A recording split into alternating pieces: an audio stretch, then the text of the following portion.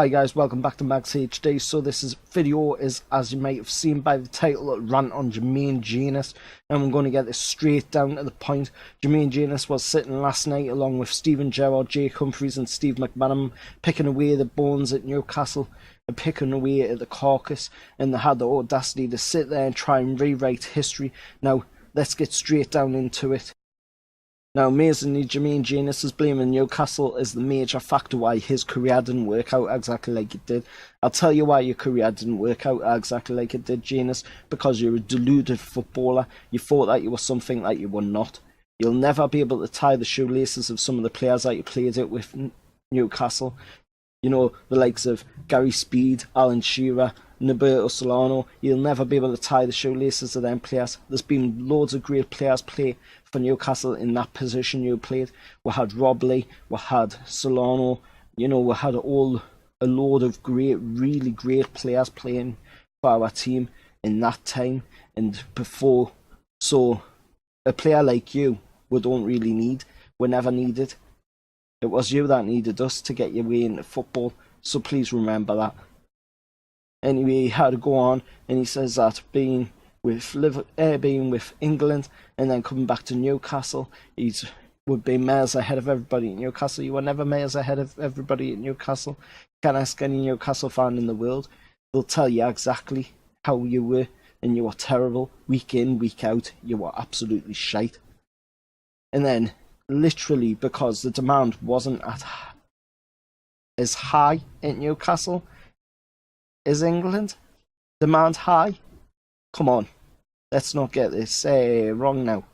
England, when Newcastle were high, there weren't really that many players there, was there? That was absolutely amazing. Let's get facts straight.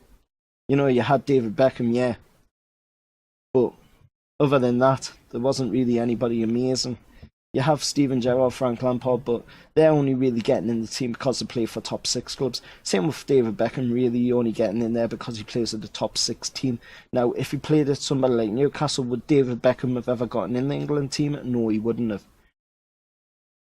So then you bring yourself back down to Newcastle level. I'd love to know what the Newcastle level is, because I keep hearing this from a lot of pundits. The Newcastle level. Jamie Carragher says it on Sky Sports. Gary Neville says it on Sky Sports week in, week out. The Newcastle level. What is the Newcastle level? Can you please come back to us and tell me what is the Newcastle level? I would really love to know. Whereas Steven Gerrard would be like Liverpool at a pedestal, putting up the hand up to this area, and then Frank Lampard did the same, and then Rio Ferdinand just above that, and then he put Newcastle down on a pedestal down here, way down. Of course, I can't show you exactly how far he had it down because it was quite far, but of course you'll be able to see all that in the video on my Facebook page and my Twitter page, where I'll put up the entire video up there for you to see. But this just really pisses me off. Players like Jermaine Jenas and Lee Bowyer, Craig Bellamy, they just come out. They wouldn't have ever been anywhere if it hadn't been for a club like Newcastle United. James Milner, the same.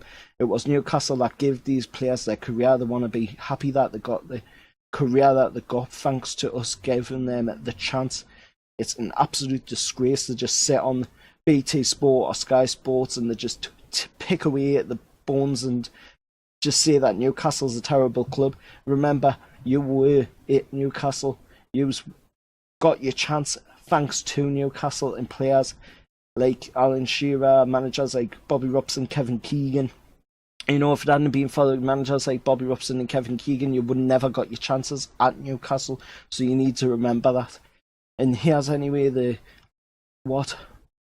first 3 seasons were when he was with Newcastle, and he says that we weren't ever competing for Champions League. These facts right here completely and utterly down everything Jermaine Jenas said in 1 second. 0-1, 0-2. Liverpool 2nd, Newcastle 4th, Chelsea 6th. 0-2, 0-3, Newcastle 3rd, Chelsea 4th, Liverpool 5th. 0-3, 0-4, Chelsea 2nd, Liverpool 4th, Newcastle 5th. We were in there challenging for Champions League football and also playing Champions League football in them seasons as well. So get your facts straight before you go on BT Sport and sit there in the studio talking about how your career didn't go exactly as you planned. It was never going to go as exactly as you planned because you overcompensated and said that you were the greatest player in the world, or so thought you were the greatest player in the world, but you really weren't. You were absolutely terrible and you would never got your break if it hadn't been for Newcastle. And then we'll move on, and only a fool would claim that Newcastle weren't competing with Chelsea at that time. It is laughable. So Jenas really suffered when he came back from England and had to train under Sir Bobby Robson, by far regarded as one of the best English managers, right up there with Sir Alf Ramsey. Yet, for some reason, he's not good enough for Jermaine Jenas. Well, sorry, Jermaine Jenas. Sorry that Bobby Robson isn't good enough for you. Alan Shearer isn't good enough for you. Gary Speed isn't good enough for you. Norberto Solano isn't good enough for you. Woodgate isn't good enough for you. Shea Given, Craig Bellamy, Kieran Dyer and Laurent Robert and all the players before them aren't good enough for precious little Jermaine Jenas.